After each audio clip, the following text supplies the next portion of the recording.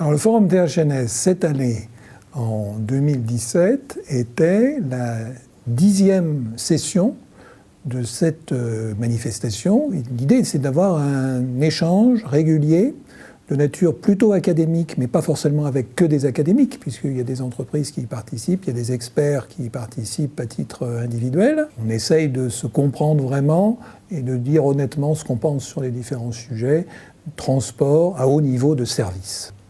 Alors la première innovation que nous avons faite, qui est une innovation que l'on a découvert ensemble avec la Chine quand on a compris un petit peu comment ils organisaient les modes de transport, a été de parler de qualité de service. La seconde démarche a été de faire comprendre que la mobilité était beaucoup plus large que les questions de transport.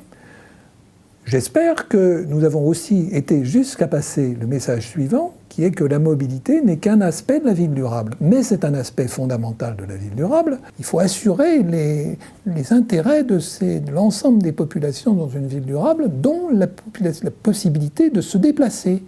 Et ça, c'est quelque chose qui n'a pas encore été compris par l'ensemble de notre planète et qui, modestement, aura été compris, je l'espère, non seulement sur la ville de Shanghai grâce à ce petit dialogue, mais peut-être aussi dans d'autres villes chinoises, voire dans d'autres villes françaises. Alors le design, pour nous, a été très rapidement, et dès les premières réunions THNS, identifié comme un élément de la qualité.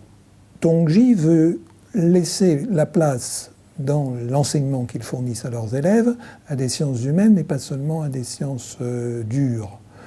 Parce qu'ils savent, ou ils ont l'intuition, qui est peut-être même un peu plus claire en Chine qu'en France, qu'on a besoin de former des personnes qui sont capables de réagir dans plusieurs dimensions, y compris la dimension sensorielle, y compris la manière de comprendre leur environnement de façon intuitive.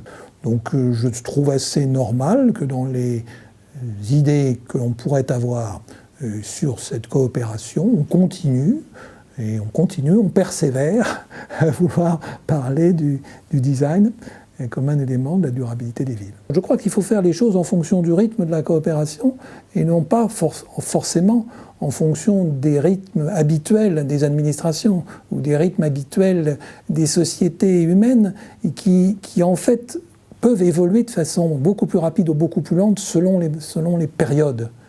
Mais la coopération, elle a son rythme. Et là, je crois qu'on a respecté le rythme et c'est ça qui a été satisfaisant et c'est ça sur lequel on peut continuer à l'avenir. Il faut retrouver d'autres rythmes en fonction des nouvelles coopérations qu'on pourra mettre en place.